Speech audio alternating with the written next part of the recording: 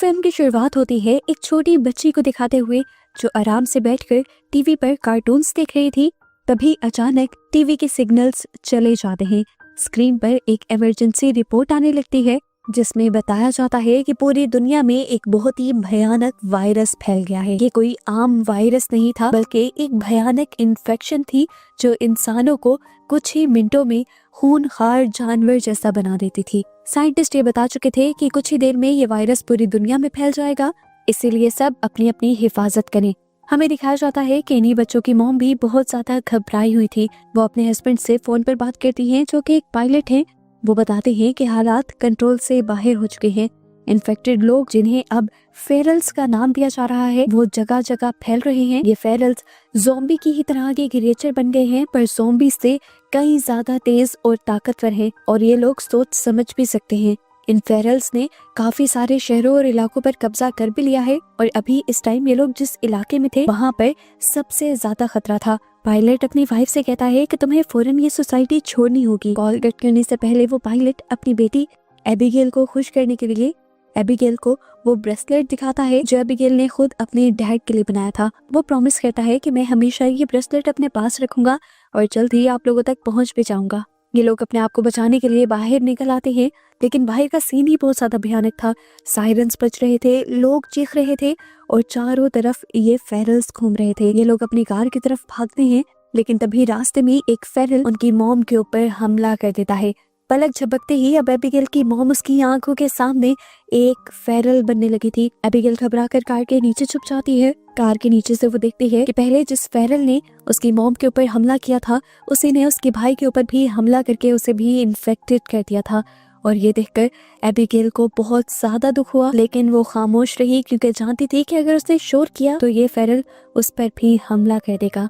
Car के नीचे छुपी हुई एबिगेल को फेरल देख नहीं पाता और आगे चला जाता है। एबिगेल को लगता है कि उसकी जान बच गई, पर अब उसकी अपनी ही मॉम जो कि एक फेरल बन चुकी थी उनकी नजर एबिगेल पर पड़ जाती है और वो एबिगेल को मारने के लिए उसकी तरफ बढ़ती है। एक गोली चलने की आवाज सुनाई देती है। एबिगेल देखती है कि उसकी मॉम नीचे गिर गई थी क्योंकि एक आदमी ने उसे गोली मारकर बचा लिया था। ये आदमी कैसियस था जो प्यार से अब एबिगेल को कार के नीचे से निकालता है, उसे गोद में उठाकर प्यार करता है। इसी टाइम पर वो नोटिस करता है कि एबिगेल की नजर एक छोटे बच्चे की तरफ थी। वो समझ गया कि ये एबिगेल का भाई है और अब फेरल बन रहा है। कैसियस एबिगेल से अपने कानों पर हाथ रखने को कहता है और उसके बाद उसके भाई को भी सर में गोली मारते हुए हमेशा के लिए खत्म कर देता है। ये कुछ ही मिनट गुजरे थे और एबिगेल की दुनिया बदल गई थी। उसकी पूरी फैमिली खत्म हो गई थी और उस दिन के बाद से कैसियस ही उसकी फैमिली बन गया था, उसका टीचर बन गया था और उसका प्रोटेक्टर भी। खैर, अब मूवी में 10 साल का वक्त गुजर जाता है। दुनिया पूरी तरह बदल चुकी है और हर तरफ बस सन्नाटा ही सन्नाटा है। ज्यादातर इंसान या तो मर चुके हैं या फेरल्स बन चुके हैं। कैसियस और एबिगेल जंगल में रहकर सरवाइव कर रहे हैं क्योंकि शहर तो फेरल्स से भरे हुए हैं। एबिगेल भी अब वो डरी हुई बच्ची नहीं रही, वो एक वॉरियर बन चुकी है क्योंकि कैसियस ने उसे बहुत ही सख्त ट्रेनिंग दी है लड़ने की, शिकार करने की और सरवाइव करने की। इस टाइम भी हम उन्हें जंगल में प्रैक्टिस करते हुए देखते हैं और उसी टाइम उनकी नजर पड़ती है एक सर्वाइवर पर जो फेरल्स से बचने की कोशिश कर रहा था। कैसियस कहता है, एबिगेल तुम्हारे लिए एक टेस्ट आ गया है। वो उसे उसके स्नाइपर देता है और कहता है कि इस आदमी को बचाओ और बाकी सभी फेरल्स को मार डालो। एबिगेल बैठ जाती है और निशाना लगाने से पहले कैसियस उससे कहता है, रिलैक्स करो, गहरी सांस भरो, अपने शिकार को टारगेट करो और फिर ट्रिगर दबा दो। एबिगेल ये सब कुछ तो करती है, लेकिन अपने आप को साबित करने की जल्दबाजी में वो टारगेट को तो देख लेती है, लेकिन ये नहीं नोटिस करती कि टारगेट के इर्द गिर्द वो इंसान भी था। एबिगेल ने जब गोली चलाई तो वो उस फेरल के बजाय सर्वाइवर को लग जाती है। ये एक बहुत बड़ी गलती थी, खासकर इस दुनिया में जहाँ इंसान बहुत कम रह गए थे। उसी दुनिया में एबिगेल ने एक इंसान को मार दिया था। कैसियस उसे बहुत ज्यादा डांटता है और वहाँ से ज़ॉम्बिस को मारते हुए खुद वहाँ जाता है। वो जानता था कि अब ये मरा हुआ आदमी एक फेरल बनकर ही जिंदा हो जाएगा, इसीलिए उसके दोबारा जिंदा होने से पहले वो उसका सर ही काट देता है। जिसके बाद वो उसकी गाड़ी में से अपनी जरूरत का सामान निकालने लगता है और उसके जूते भी पहन लेता है क्योंकि कैसियस के अपने जूते बहुत ज्यादा पुराने हो गए थे। ये लोग यहाँ से जाने ही वाले होते हैं, पर अचानक चारों तरफ से कुछ गाड़ियां उन्हें आकर घेर लेती हैं। इन गाड़ियों में बहुत सारे इंसान सर्वाइवर थे जिनके पास बहुत सारे वेपन भी थे।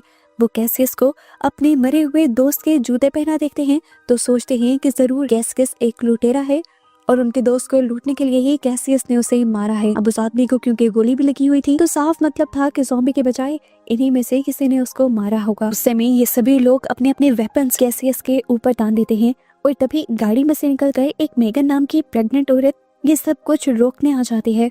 वो सबसे कहती है प्लीज बस कर दो, ये भी हमारी तरह उन्हीं कुछ सर्वाइवर्स में से हैं जो अब इस दुनिया में इंसान बचे हैं, छोड़ दो प्लीज इन्हें। इससे पहले कि ये लोग कोई फैसला कर पाते यहाँ पर एक और बहुत बड़ी मुसीबत आ जाती है। इन्होंने जो आपस में शोर मचाया था उसकी वजह से बहुत सारे फेरल्स अट्रैक्ट हो गए थे और अब भागते हुए चारों तरफ से ज़ॉम्बीज़ यहाँ आ गए थे। ये ज़ॉम्बीज़ इतने ज्यादा थे और इतनी तेजी से भाग रहे थे कि लोगों को मौका नहीं मिलता कि ये लोग बचकर अपनी गाड़ियों में बैठकर भाग सके। वेपन्स तो इनके पास थे ही, तो ये वेपन्स को ही अपना कवर बनाते हैं और अपनी इन्हीं वेपन्स के जरिए अपने सर्वाइवल के लिए लड़ने का फैसला करते हैं। यहाँ पर एक भयानक लड़ाई शुरू हो जाती है। इन सर्वाइवर्स का ग्रुप हारने लगता है। इतने सारे वेपन्स के बावजूद भी इनकी गोलियां खत्म होने लगती हैं, लेकिन मॉन्स्टर तो खत्म होने का नाम ही नहीं ले रहे थे। अब बहुत सारे मॉन्स्टर्स इन्हीं सर्वाइवर्स के ग्रुप के ऊपर हमला कर देते हैं और उन्हें भी काटते हुए मॉन्स्टर बना देते हैं। और यहाँ जो सिर्फ इंसान बचते हैं वो थे कैसियस, एबिगेल, मेगन और उसका हस्बैंड डेविड। जिस टाइम ये सारे फेरल्स सर्वाइवर्स को काटने में और उन्हें इन्फेक्टेड करने में बिजी थे, उसी वक्त का फायदा उठाते हुए मेगन, डेविड, एबिगेल और कैसियस चारों कार में बैठकर वहां से भाग निकलते हैं। पीछे जो नया ग्रुप फेरल में बदला था, पता चलता है कि उनका लीडर जो भी अब फेरल ही बन चुका है, वो अपने और अपने ग्रुप के साथ होने वाली इन सारी चीजों से बहुत ज्यादा गुस्से में आ चुका है और अब उसने ठान ली है कि वो कैसियस से बदला लेकर रहेगा, जिसकी वजह से ये सब कुछ शुरू हुआ था। इसलिए वो अब कैसियस की खुशबू सूंघते हुए उस कार का पीछा करने लग जाता है जिसके अंदर ये लोग भागे थे। लेकिन हम देखते हैं कि कैसियस काफी दूर तक गाड़ी दौड़ाकर ले जा चुका था। वो अब इन लोगों से पूछता है कि आप लोग कहाँ जाना चाहते हैं। ये लोग बताते हैं कि हम लोग द कॉलोनी जाना चाहते हैं, जिसे बोट टाउन का भी नाम दिया गया है। ये पानी के ऊपर बनी एक कॉलोनी है जिसे बड़ी बड़ी शिप्स को मिलाकर बनाया गया है और यहाँ पर सभी बचे कुचे इंसान रह रहे हैं। यहाँ पर डॉक्टर्स भी हैं और हर किस्म की फैसिलिटी भी है। ये सारी चीजें सुनकर एबिगेल की आंखें चमक उठती हैं क्योंकि वो काफी टाइम से इंसानों के साथ रहने का एक ख्वाब दिख रही थी। पहले तो कैसियस को इस चीज का अंदाजा नहीं हो रहा था कि इंसानों की कोई कम्युनिटी एग्जिस्ट भी करती है। वो कहता है मैं काफी सालों से इधर उधर भटक रहा हूँ, मैंने तो कभी ऐसी कोई कम्युनिटी या कोई सोसाइटी नहीं देखी। मेगन उसे बताती है हमारा काफी बार उन कम्युनिटी के लोगों से कॉन्टेक्ट हुआ है। ये सुनकर कैसियस उनकी बात मान जाता है, लेकिन खुद वो वहाँ जाने के लिए तैयार नहीं था क्योंकि उसे लगता है कि ज्यादा लोगों के दरमियान में रहना मतलब ज्यादा खतरा। लेकिन यहाँ पे एबिगेल कहती है कि हम वहाँ पर एक मर्तबा तो जरूर जाएंगे, चाहे सिर्फ मेगन को छोड़ने के लिए, क्योंकि उसकी जो हालत है हम उसे अकेले जाने ही नहीं दे सकते। कैसियस की शक्ल से साफ लग रहा था कि वो इसके लिए भी तैयार नहीं है। रास्ते में ही अचानक से उनकी गाड़ी रुक जाती है और उन्हें पता चलता है कि वो खराब हो चुकी है। डेविड जो एक मैकेनिक है उसे ठीक करने की कोशिश करता है, लेकिन टूल्स ना होने की वजह से नाकाम रहता है। उन्हें अब पैदल चलना पड़ रहा था। चलते चलते वो एक पुरानी जगह पहुंच जाते हैं जिसे एबिगेल पहचान लेती है। इसी जगह के करीब एक एयरफील्ड थी जहां पर उसके डैड काम किया करते थे। वो सबसे कहती है कि हमें एयरपोर्ट की तरफ चलना चाहिए, शायद हमें वहां पर कोई प्लेन मिल जाए और हमारा आगे जाने का सफर आसान हो जाए। कैसियस को ये आइडिया बहुत ही बेकार लगता है क्योंकि 10 साल बाद कोई प्लेन उड़ने के काबिल तो रहा नहीं होगा। एबिगेल जब जिद करती है तो वो जाने के लिए मान जाता है और वहां जाकर इन्हें एक बहुत ही अजीब चीज ये देखने को मिलती है कि इस एयरफील्ड के अंदर एक भी प्लेन नहीं था। किस्मत से इन्हें एक गैराज के अंदर एक छोटा सा प्लेन मिल भी जाता है, लेकिन 10 साल से पड़े रहने की वजह से वो थोड़ा खराब था। डेविड कहता है मैं इसे रिपेयर कर सकता हूँ। वो जब प्लेन को रिपेयर कर रहा था, एबिगेल और कैसियस उसका पहरा दे रहे थे। ये लोग बार बार अपनी बाइनोकुलर से दूर दूर देख रहे थे और एकदम से इन्हें पता चलता है कि सामने से फेरल्स का एक बहुत बड़ा ग्रुप उनके पीछे वहां तक आ रहा है। अभी तो वो दूर थे, लेकिन जितना तेज वो भाग रहे थे 5 से 10 मिनट में ये उनके पास होते। ये लोग भागकर यहाँ पर आते हैं और डेविड से जल्दी जल्दी काम करने को कहते हैं। एबिगेल इतने में पायलट सीट पर बैठ जाती है और वो सारी चीजें याद करने लगती है जो उसके डैड उसे सिखाया करते थे बचपन में। यहीं पर वो एक बुकलेट उठाकर इस प्लेन के बारे में भी पढ़ने लग जाती है और इतने में ही वो ज़ॉम्बीज़ फेंस तोड़कर यहाँ पर आ जाते हैं। डेविड और मेगन भी अब प्लेन के अंदर बैठ चुके थे। थोड़ी सी कोशिशों के बाद भी एबिगेल ने इंजन स्टार्ट कर लिया था प्लेन का। प्लेन तेजी से आगे की तरफ रनवे पर चलने लग जाता है, लेकिन उसके बावजूद ये ज़ॉम्बीज़ इतने ज्यादा तेज होते हैं कि चलते ट्रेन को भी पकड़ने की कोशिश करते हैं और उसके विंग्स को डैमेज भी करने की कोशिश करते हैं। इस टाइम पर केसीएस आधा प्लेन के अंदर बैठा हुआ था तो आधा बाहर था, जिसे एक ज़ॉम्बी पकड़कर बाहर निकालने की कोशिश कर रहा था, पर वो ज़ॉम्बी के सर पर गोली चलाते हुए उसे प्लेन से नीचे गिरा देता है और फिर फाइनली एबिगेल इस प्लेन को हवा में उड़ा लेती है। इस प्लेन को उड़ता हुआ देखकर सब लोग बहुत ज्यादा खुश हुए थे। सभी लोगों ने सुकून की सांस ली थी क्योंकि इतना बड़ा सफर ये लोग अब चंद घंटों में ही तय करने वाले थे। लेकिन उनकी ये खुशी ज्यादा देर तक नहीं टिकती। घंटा भर चलने के बाद ही इस प्लेन में से धुआं निकलने लग जाता है क्योंकि इंजन बहुत ज्यादा पुराना था और उसकी सर्विस नहीं की गई थी। कुछ ही देर में प्लेन का इंजन पूरी तरह फेल हो जाता है और प्लेन आउट ऑफ कंट्रोल हो जाता है। अपनी जान बचाने के लिए कैसियस एबिगेल का साथ देता है और प्लेन का लीवर पकड़ते हुए उसे एक दरख्त के अंदर क्रैश करवाता है ताकि इन्हें कम से कम नुकसान हो। उनका ये आइडिया काम भी कर गया था। इन्हें छोटी मोटी चोटें लगी तो थी लेकिन इनमें से मरा कोई भी नहीं था।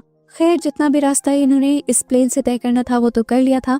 आगे का रास्ता इन्हें अब पैदल तय करना था जो लगभग 2 दिन का और था। ये लोग अब यहाँ पर टूटी फूटी बिल्डिंग्स के अंदर रात रहने का फैसला करते हैं क्योंकि दूर दूर तक यहाँ पर ज़ॉम्बीज़ नहीं थे। फिर भी कैसियस ने यहाँ चारों तरफ ट्रैप भी लगा दिए थे। जिसके बाद जब वो अंदर आता है तो मेगन आकर उसका शुक्रिया करती है और कहती है अगर तुम ना होते तो अब तक हम मर जाते। ये सुनकर कैसियस थोड़ा पिघलने लगता है जो हमेशा से बहुत ही ज्यादा सख्त रहता था। मेगन को देखकर उसे अपना पास्ट याद आ जाता है और वो मेगन को बताता है कि मैंने सबसे पहले अपनी वाइफ को मारा था, वो भी मजबूरी में क्योंकि वो इन्फेक्टेड हो गई थी और अपने आप को बचाने के लिए मेरे पास कोई दूसरा रास्ता नहीं था। उस दिन के बाद से उसने कसम खा ली थी कि वो किसी के लिए नहीं लड़ेगा, वो सिर्फ अपने सर्वाइवल के लिए काम करेगा। लेकिन फिर उसे एबिगेल मिल गई और उसने अपना फैसला बदल लिया। फिर उसने एबिगेल को अपना साथी बना लिया और उसे अपनी बेटी की तरह पाला। वो बताता है कि एबिगेल के अलावा किसी को भी बचाना अब मेरा मिशन नहीं है, लेकिन मैं तुम्हारी और डेविड की जिम्मेदारी लेता हूँ और वादा करता हूँ कि मैं तुम्हें तुम्हारी मंजिल तक पहुँचा दूंगा। फिर अगले दिन ये अपना सफर शुरू कर देते हैं और इन्हें रास्ते में चलते हुए एक बहुत ही अजीब चीज दिखाई देती है।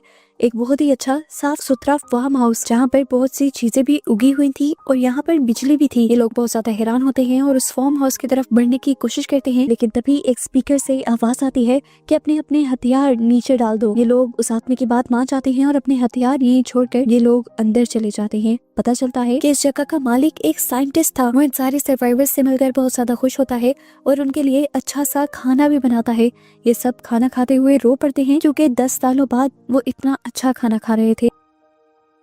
डिनर के बाद ये लोग बैठकर बातें करने लग जाते हैं और बातें करते हुए एक बहुत ही अजीब बात वो साइंटिस्ट ये कहता है कि ये वायरस कोई बुरी चीज नहीं है, बल्कि ये तो ह्यूमन एवोल्यूशन है। वो मानता है कि इस वायरस ने सारे कमजोर इंसानों को मार दिया है और ताकतवर इंसानों को फेरल्स में बदल दिया है और अब इन नई फेरल्स को ही इस दुनिया के ऊपर कब्जा करना चाहिए और बचे कुचे इंसानों को भी मर जाना चाहिए। जैसे जैसे वो बोल रहा था सबको चक्कर आने लगे थे क्योंकि उसने सबकी ड्रिंक में बेहोश होने की दवा मिलाई हुई थी। और ऐसे हमें पता चलता है कि साइंटिस्ट का उन सबको अंदर बुलाने का इरादा कुछ अच्छा नहीं था। जब इनकी आंखें खुलती हैं तो ये लोग बंधे हुए होते हैं। यहाँ पर साइंटिस्ट इनको अपनी असलियत बताता है और कहता है कि मैं तो यहाँ पर ज़ॉम्बीज़ के ऊपर ही एक्सपेरिमेंट कर रहा था। उसने अपनी ज़ॉम्बी बनी हुई वाइफ को भी यहाँ कैद करके रखा हुआ था और उसने एक ऐसी डिवाइस भी बनाई थी जिससे वो न सिर्फ अपनी वाइफ को बल्कि सभी ज़ॉम्बीज़ को कंट्रोल कर सकता था।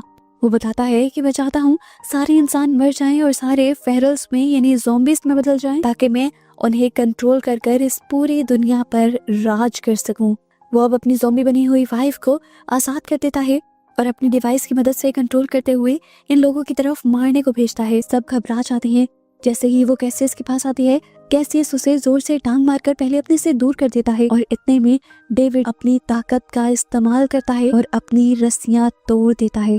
यहाँ पर हमें एक ट्विस्ट ये पता चलता है कि डेविड थोड़ा थोड़ा इन्फेक्टेड हो रहा था। उसने एक आध मर्तबा अपने आप को मारने का भी सोचा, लेकिन फिर उसने फैसला किया कि वो पहले अपनी वाइफ को सेफ जगह पर उसे टाउन में पहुंचाएगा और फिर अपनी जान देगा। उसने ये भी फैसला किया था कि अगर वो सफर के दौरान ही इन्फेक्टेड हो गया तो वो अपने आप को मार देगा।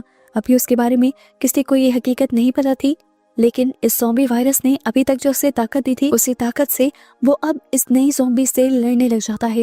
ये लोग आखिर उस ज़ॉम्बी को मार देते हैं और इन्हें देखकर डरते हुए साइंटिस्ट यहाँ से भाग जाता है। ये लोग मौके का फायदा उठाते हैं, अपना वेपन्स और सामान इकट्ठा करते हैं और साइंटिस्ट का ही ट्रक लेकर यहाँ से निकल जाते हैं। इनके यहाँ से भागने के बावजूद भी साइंटिस्ट ने हार नहीं मानी थी। वो तो इन्हें हर हाल में मारना चाहता था, इसलिए वो अपनी डिवाइस का इस्तेमाल करते हुए बहुत से ज़ॉम्बीज़ को उनकी गाड़ी के पीछे लगा देता है। इधर इन लोगों को भी आगे से रास्ता बंद मिलता है और इनके पास कोई दूसरा रास्ता नहीं रहता सिवाय इसके कि ये लोग गाड़ी से बाहर निकलकर भागना शुरू कर दें। पीछे से ज़ॉम्बीज़ भी बहुत ज्यादा आ गए थे। डेविड को भी अब समझ आ गई थी कि वो पूरी तरह इन्फेक्टेड में बदलने वाला है, क्योंकि उसकी पेट की नसें भी खाली पड़ चुकी थी और उसकी हालत भी बहुत ज्यादा खराब हो रही थी। वो यहाँ पर अपनी वाइफ को मिलता है और उसे लास्ट गुड बाय कहता है। उसकी वाइफ यानी मेगन उसे छोड़कर जाना नहीं चाहती थी, लेकिन तब वो मेगन से कहता है कि ये सब मैं हमारे बेबी के लिए कर रहा हूँ। ये कहकर वो उसे कैसियस के साथ भेज देता है और खुद यहाँ बचे कुछ ज़ॉम्बीज़ से लड़ने लग जाता है। ज़ॉम्बीज़ बचे हुए तीनों लोगों का पीछा नहीं कर पाते और इस तरह ये लोग नदी के किनारे पहुंच जाते हैं। इनकी खुशकिस्मती यही थी कि इसी पानी के अंदर उस टाउन को बनाया गया था जहाँ पर मेगन को आना था। एबिगेल फौरन जाकर मदद की रिक्वेस्ट करती है और इन्हें देखकर वो लोग इन्हें कवर देने लगते हैं और दूर से इनके पीछे आने वाले मॉन्स्टर्स पर हमला कर देते हैं, जिसके बाद इन लोगों को कॉलोनी के अंदर लेने के लिए एक बोट भेजी जाती है और फाइनली ये लोग ज़ॉम्बीज़ से दूर आ जाते हैं। पता चलता है कि ये ज़ॉम्बीज़, ये फेरल्स पानी के अंदर नहीं आ सकते थे। अब हमें कॉलोनी का एक सीन दिखाया जाता है। जैसे मैंने पहले बताया कि ये कॉलोनी बड़े बड़े जहाजों को जोड़कर बनाई गई थी। इसे देखकर ये सब लोग बहुत ज्यादा हैरान थे। एबिगेल तो बहुत ज्यादा खुश थी क्योंकि वो सालों बाद किसी दूसरे इंसान से मिल रही थी। उसे यहाँ पर बहुत ज्यादा मजा आ रहा था। मेगन, जिसकी हालत इस टाइम खराब हो गई थी, उसे भी यहाँ पर मेडिकल फैसिलिटी मिल गई थी। पता चलता है कि उसके पास एक बेटी पैदा हुई है, लेकिन अफसोस की बात एक ये भी पता चलती है कि अब मेगन ज्यादा अरसे तक जिंदा नहीं रह सकती, क्योंकि उसके अंदर खून की बहुत ज्यादा कमी है और यहाँ कोई भी उसे खून नहीं दे सकता। इसी रात नए लोगों के आने की खुशी में यहाँ पर एक पार्टी होती है और एबिगेल, जो इन सारी चीजों से बहुत लंबे अरसे से दूर थी, उसे बहुत ज्यादा मजा आता है। लेकिन कैसे सब उसे अलर्ट कर देता है कि हमें यहाँ से जाना चाहिए, पर एबिगेल यहाँ से जाना नहीं चाहती थी। इसलिए इन दोनों के दरमियान में बहस हो जाती है। घूमते घूमते एबिगेल एक सीक्रेट रूम में पहुंच जाती है जहाँ पर बहुत सारे एक्सप्लोसिव्स लगाए हुए थे और यहाँ पर एक बड़ा सा रिमोट भी लटका हुआ था। इससे पहले कि वो हाथ लगाती थी, एक लड़का आकर उसे रोक लेता है और बताता है कि ये हमारा प्लान बी है। अगर कभी इस कॉलोनी पर भी फेरल्स का हमला हो गया तो वो बताता है कि नीचे के बने हुए टनल वाले रास्ते से हम सब लोग यहाँ से भाग जाएंगे और इस कॉलोनी को बॉम्ब्स के जरिए उड़ा देंगे ताकि वो सारे ज़ॉम्बीज़ जो यहाँ पर आए थे वो मारे जाएं। वो लड़का तो वैसे ही ये सारी इन्फॉर्मेशन एबिगेल को दे रहा था, ये नहीं जानता था कि इसकी जरूरत अभी पड़ जाएगी, क्योंकि वो पागल साइंटिस्ट अब अपनी डिवाइस का इस्तेमाल करते हुए बहुत सारे ज़ॉम्बीज़ को यहाँ पर ले आया था। उसने अपने साथ अल्फा फेरल को मिला लिया था। ये वही फेरल था जो सबसे पहले मिलने वाले सर्वाइवर ग्रुप का लीडर था और उसे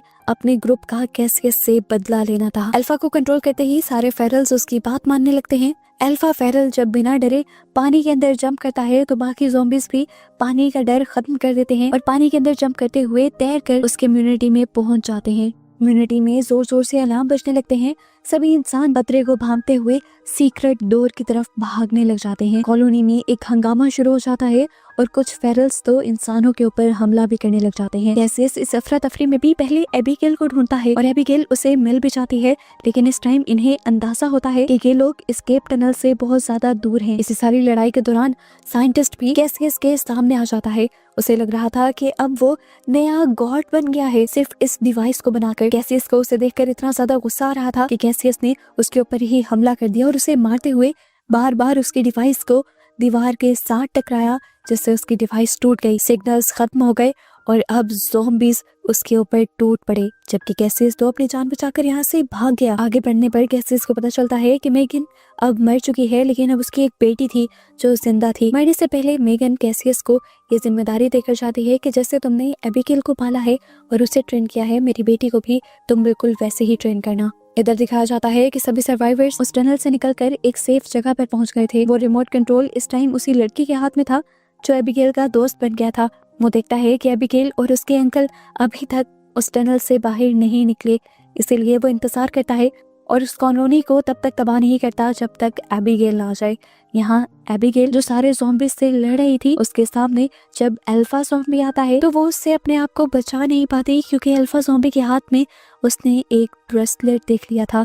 ये वही ब्रेसलेट था जो उसने बचपन में बनाकर अपने डैड को दिया था, यानी ये अल्फा ज़ॉम्बी उसके डैड थे। उसे समझ नहीं आया कि वो क्या करे। ये अल्फा ज़ॉम्बी उसे खाने ही वाला था, लेकिन ठीक वक्त पर उसे बचाने के लिए कैसियस आ गया। ये देखकर उसे होश आया। वो कैसियस को बचाना चाहती थी, पर एक मिनट के लिए अपने डैड को मारना उसके लिए आसान नहीं था।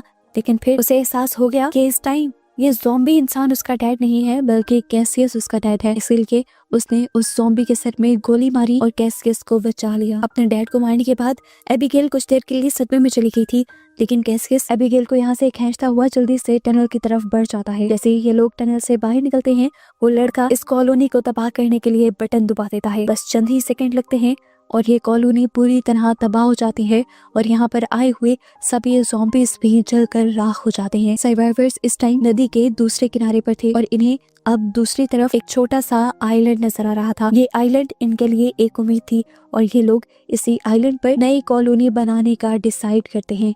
इस टाइम कैसियस ने भी अपनी सोच बदल ली थी, क्योंकि अब जिस तरह बाकी लोगों ने उनकी जान बचाई थी, वो भी समझ गया था कि लोग खतरा नहीं बल्कि ताकत होते हैं। वो भी अब एबिगेल और इस छोटी बच्ची को लिए उन लोगों के साथ रहने का फैसला कर लेता है और ये लोग निकल जाते हैं उस आइलैंड के लिए, जिससे अब ये लोग अपना नया घर बनाएंगे और जिसे हमेशा ये लोग ज़ॉम्बीज से और फ्लेयर्स से दूर रखेंगे। और बस इसी तरह इन्हीं सबको दिखाते हुए ये मूवी यहाँ खत्म हो जाती है।